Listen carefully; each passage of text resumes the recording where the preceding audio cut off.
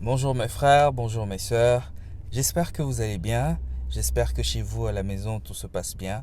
Je viens auprès de vous comme toujours afin de nous apporter une parole édifiante pour notre vie, pour notre croissance spirituelle. Je viens pour vous présenter un frère, un ami, un collègue sénateur, lui-même il sait. Il vient pour la deuxième fois dans notre émission. Il s'agit du frère Loris Mojaka et il va nous parler de la repentance et la clé. La repentance et la clé. En tout cas, mon frère, ma soeur, je te conjure de suivre cette exhortation qui, je suis sûr, t'aidera dans ta marche spirituelle, dans ta marche chrétienne et tu comprendras beaucoup de choses sur l'amour de Dieu. Sans plus tarder, je vous dis bonne écoute. Shalom peuple de Dieu, bonsoir à tout le monde. Nous sommes une fois de plus très heureux de partager dans notre groupe guidé par le frère Dédé, à qui je présente mes meilleurs voeux pour cette nouvelle année qui commence. Et meilleurs voeux à tous ceux qui nous suivront. Merci vraiment de votre attention et que le Seigneur nous fasse grâce et nous guide durant ce moment d'exhortation.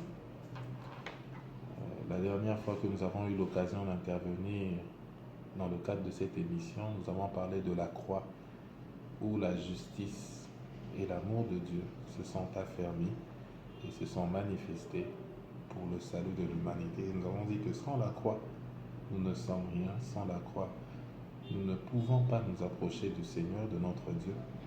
Et c'est l'œuvre de la croix qui définit le socle de notre salut.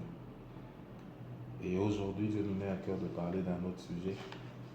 Nous allons parler de la repentance. Le thème de ce message, c'est la repentance et la clé. Pour 2021, la repentance et la clé. Pourquoi nous disons cela? Bien-aimé, Jésus-Christ, quand il est venu sur terre pour accomplir sa mission, avant d'ouvrir le royaume des cieux, il a donné les clés de la repentance. Dans Matthieu 4, verset 17, il est écrit « Repentez-vous car le royaume des cieux est proche ». Alors que Jésus venait d'être baptisé, le premier message qu'il passe, il dit « Repentez-vous ». L'homme a besoin de repentance. L'homme a besoin de rentrer en lui-même pour voir qu'est-ce qui ne marche pas, pour se mettre en face de sa conscience et de réaliser que il a des fautes, il a des manquements, il a des imperfections et qu'il doit à tout moment se repentir et de prendre la bonne direction. En fait, c'est une des choses qui emmène à la nouvelle naissance. Lorsque votre conscience, votre cœur et la parole de Dieu commence à vous pincer le cœur et vous pousser à revenir sur un chemin qui est droit, vous êtes conduit vers votre nouvelle naissance et souvent lorsqu'on passe par là, on ne revient plus jamais en arrière. C'est une expérience très belle que j'ai eu à connaître aussi et j'espère que chacun de vous la connaîtra également car nous sommes tous appelés à devenir véritablement enfants de Dieu, non pas seulement parce que nous sommes baptisés d'eau, mais parce que l'Esprit de Dieu a fécondé notre cœur et un nouvel être né. Voilà pourquoi on dit que nous devenons des nouvelles créatures, parce qu'il y a une nouvelle naissance et toutes choses anciennes sont passées et les nouvelles choses commencent avec Jésus-Christ. J'aimerais nous emmener dans le livre de Luc, chapitre 15, verset 11. Jésus-Christ est en train de parler aux pharisiens et il a utilisé une parabole, c'est la parabole de l'enfant prodigue. Vous connaissez tous cette histoire que Jésus-Christ a raconté aux pharisiens pour présenter quelque chose de précieux. C'est un message très important qui concerne également la repentance, mais très peu saisissent les messages qui se trouvent cachés dans cette parabole. Alors, pour vous raconter, parce que nous n'allons pas lire la Bible directement, je vais donner le passage. Jésus-Christ était en train de dire qu'il y avait un papa très riche, un homme très riche qui avait deux enfants. Un était aîné, l'autre était cadet. Et le cadet est venu vers son père pour lui dire, bon, je ne voudrais pas attendre jusqu'au jour de ta mort pour hériter de tes biens. Tu es en très bonne santé, tu es riche, tu as beaucoup d'argent. Alors je voudrais déjà hériter de mes biens et en faire ce que je veux. Alors le père, d'après ce que la Bible dit, le père a pris ses biens et il a donné à chacun, parce qu'ils étaient à deux. Il a donné à l'aîné, il a donné au cadet. Alors le choix du cadet était de s'en aller loin de son père, parce qu'il voulait vivre une vie de liberté, il ne voulait pas donner des échos de la vie où il se retrouvait. Il est parti dilapider cet argent, dilapider ses biens dans la débauche. Il avait eu beaucoup d'amis, ils se sont donnés dans l'ivresse, dans la débauche, ils ont fait toute forme de folie parce qu'il en avait les moyens. Et à un moment donné, il s'est retrouvé en crise parce qu'il y a une famine qui a frappé dans l'état où il se trouvait, dans le pays où il se trouvait. Il s'est retrouvé dans le besoin. Et pendant qu'il s'est retrouvé dans le besoin, il est même arrivé de désirer la nourriture qui était destinée aux pourceaux et qu'il pensait même que ça pouvait le rassasier. Mais alors qu'il était en train de le faire, à un moment donné, il s'est dit, il est rentré en lui-même, il s'est dit, mais pourquoi je suis en train de souffrir comme ça alors que il y a mon père qui traite d'ailleurs très bien ses serviteurs, qui donne du pain en abondance aux serviteurs. Pourquoi je ne rentrerai pas vers mon père et lui dire, bon papa, je suis plus digne d'être appelé fils, mais accepte-moi même comme ton serviteur. Il accepte de devenir serviteur parce que il savait que son papa avait un cœur bon, même envers les serviteurs. Il donnait du pain en abondance même aux serviteurs. Il s'est dit que bon, il pourrait se contenter de cette position-là. Et la première chose que nous remarquons à travers cette parabole, c'est que il est rentré en lui-même. Il est revenu en face de sa conscience. Il a fait un examen de conscience. Il a réalisé qu'il était sur une mauvaise voie, sur la mauvaise route. Et il a décidé de faire demi-tour, de retourner vers le Père. Ça image un peu la repentance. La repentance, c'est le fait pour nous de rentrer en nous-mêmes et de prendre conscience que nous sommes sur la mauvaise voie et que nous décidons de revenir vers le Père. Loin de triste, loin de Dieu, nous n'avons pas la vie. Lorsqu'on revient vers le Père, on se ressent vivant. Et écoutez bien la suite. Lorsqu'il a décidé de revenir vers le Père, alors qu'il était en train d'avancer, la Bible dit que son Père était en train de scruter l'horizon. Lorsque vous scrutez l'horizon, cela veut simplement dire que vous vous attendez à quelque chose. Le Père, là où il était resté, il était quand même inquiet. Son fils n'était plus, il n'avait plus de nouvelles de son fils, alors il regardait très souvent vers l'horizon pour se dire, ah, peut-être que je le verrai de loin, peut-être que je l'apercevrai de loin. Sans doute ce père a vu juste la silhouette de son enfant et il était déjà très content de voir que son enfant revenait vers lui. La Bible dit qu'alors que cet enfant marchait vers son père, le père courut vers lui pour l'embrasser. Cela image aussi l'amour de Dieu.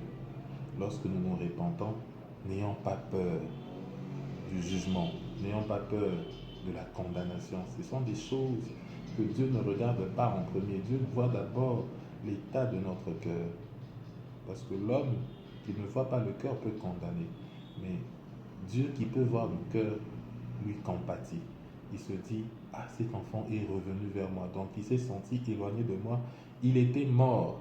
Je vais le serrer dans mes bras. L'amour de Dieu court plus vite que notre désir de revenir sur le droit chemin. Vous voyez, alors qu'il était loin, le Père a couru. Donc son amour avait de l'avance sur la marche qu'avait le Fils pour retourner vers le Père. Et voilà, il a serré son fils dans ses bras et puis il a dit, oh mon fils, tu étais mort, je t'ai retrouvé. Donnez-lui des nouveaux vêtements, donnez-lui un anneau, il va mettre au doigt et faites-lui porter de belles chaussures, des souliers. Si vous regardez bien dans le livre d'Exode, lorsque Moïse s'est retrouvé devant le buisson ardent, alors qu'il se tenait dans la sainteté de Dieu dans l'Ancien Testament, Dieu lui a dit ôte tes souliers parce que le lieu dans lequel tu te tiens est saint. Mais là, devant le Fils, dans le Nouveau Testament, nous voyons un Père qui dit donnez-lui des souliers. Il a le droit de porter des belles choses devant moi, devant ma présence. Mais il a dit quelque chose d'autre. Tuer le veau gras. Tuer le veau gras, ça représente un peu le sacrifice que Jésus-Christ a fait pour nous. L'enfant est revenu couvert de péché, mais Jésus-Christ est mort à la croix pour nous. Le veau gras a été abattu devant l'enfant. Donc, devant nous, on a tué Jésus-Christ. Devant nous, on a abattu Jésus-Christ à la croix parce qu'il a pris notre place. L'amour de Dieu a transcendé sur nos péchés et au lieu que nous payions pour nos propres péchés, Christ est mort à notre place. Vous voyez un peu ce que ça veut dire, cette parabole, si vous comprenez bien. Donc l'amour de Dieu s'est manifesté parce que ce n'est pas l'enfant qui est mort, alors que dans l'Ancien Testament, si vous regardez dans le livre de Deutéronome, la Bible parle un peu des lois que Moïse avait données. Et dans les lois qu'il avait données, si vous lisez dans le livre de Deutéronome, verset 21, je crois chapitre 21 plutôt, la Bible dit que lorsque vous avez un enfant qui vous désobéit, qui n'écoute pas ce que vous dites, et même si vous lui faites des remarques qui ne changent pas, vous allez devoir l'emmener auprès des anciens de la ville, qui l'emmèneront quelque part et vont le lapider jusqu'à ce qu'il meure. C'était ça la loi. La lapidation. C'était ça qui était pris comme une décision pour tout enfant qui était désobéissant. Mais dans le Nouveau Testament, à travers l'histoire que Jésus-Christ raconte, il présente une situation où l'enfant était désobéissant, mais ce n'est pas l'enfant qui meurt. Parce qu'il y a le veau gras qui est abattu pour célébrer le retour de l'enfant. Vous voyez un peu la différence entre la loi et la grâce. La grâce est au-dessus de la loi. La grâce, au fait, ça révèle juste les choses que nous avons mais que nous ne méritons pas, que nous n'avons aucunement mérité. Mais Dieu nous les donne à cause de son amour. Dans l'Ancien Testament, le Fils prodigue, dans l'histoire du Fils prodigue de l'Ancien Testament au livre de Deutéronome, l'histoire se termine par des funérailles. Mais dans le Nouveau Testament, l'histoire se termine par un festin. En fait, le retour d'un enfant qui était perdu. La Bible dit qu'il était mort, il est revenu à la vie. Il était perdu, je l'ai retrouvé. Et c'est ça ce que Christ a fait pour nous. C'est ça ce que nous devons retenir lorsque nous voulons nous repentir d'un mal. Ne sentons pas le poids du péché en nous, mais voyons l'amour de Dieu.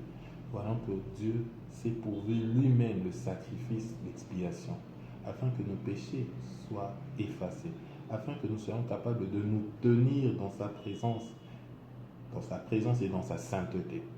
Parce qu'il nous justifie, non pas par rapport à nos œuvres, non pas parce que nous avons essayé d'être saints, mais nous sommes justifiés parce que quelqu'un d'autre a pris notre place. Quelqu'un d'autre a payé pour nos péchés.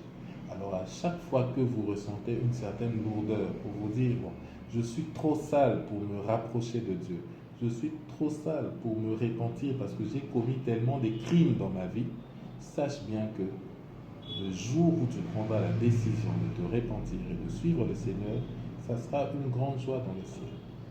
Pourquoi ça sera une grande joie? Parce que l'amour du Père est au-dessus de ton désir de te justifier par les œuvres. Il t'accueille, il te reçoit dans son amour et il t'appelle fils. Il n'a même pas dit que tu deviens serviteur. Il t'accepte malgré tes fautes, malgré tes imperfections. Dieu va t'accueillir dans sa présence. Alors répentons-nous en cette nouvelle année 2021. N'oublions pas que la repentance est la clé et que sans cette clé, nous ne pouvons pas nous mettre en face de notre conscience et prier de façon saine, prier en ayant une conscience libérée de toute forme de condamnation. C'est le message que j'avais pour toi, mon frère, ma soeur, en cette nouvelle année. Que Dieu vous bénisse abondamment. Merci. Amen, amen, amen. Merci beaucoup, mon cher frère Loris, d'avoir accepté notre invitation pour la deuxième fois. Merci d'avoir voulu être cet instrument que Dieu utilise afin de bénir un cœur. Pour ceux qui ont suivi, la repentance est réellement la clé. Comme l'a dit le serviteur de Dieu, Mister Loris, 2021 est une année de repentance. Mon frère, ma sœur, repens-toi de tes péchés. Mon frère, ma sœur, ne te laisse pas berner par le diable. Mon frère, ma sœur, ne te laisse pas tromper par des péchés mignons, par des petits péchés que les hommes appellent péchés, parce que nous savons qu'il n'y a pas de grands péchés ni de petits péchés, mais qu'il n'y a que le péché. Alors ne te laisse pas tromper en te disant c'est juste un petit vice, c'est juste un petit péché. Non mon frère, ça c'est les ruses du malin, ça c'est les ruses du diable. Commence dès aujourd'hui par te repentir. Mais avant de te repentir, si tu n'as pas encore accepté Jésus-Christ dans ta vie comme Seigneur et Sauveur, je te demanderai via cette vidéo d'accepter le Seigneur Jésus-Christ dans ta vie comme Seigneur et Sauveur. Et tu verras, mon frère, que ta vie va changer. Rapproche-toi d'une personne qui est mûre spirituellement pour t'encadrer et poursuivre ton évolution spirituelle. Et alors, tu connaîtras la vie de la sanctification. Tu connaîtras la vie de la purification. Mon frère, ma sœur, je ne te prends pas beaucoup de temps. Je demanderai au Seigneur Jésus-Christ de te bénir abondamment et abondamment, de te faire énormément du bien. Et je te dis simplement à la prochaine. Au revoir.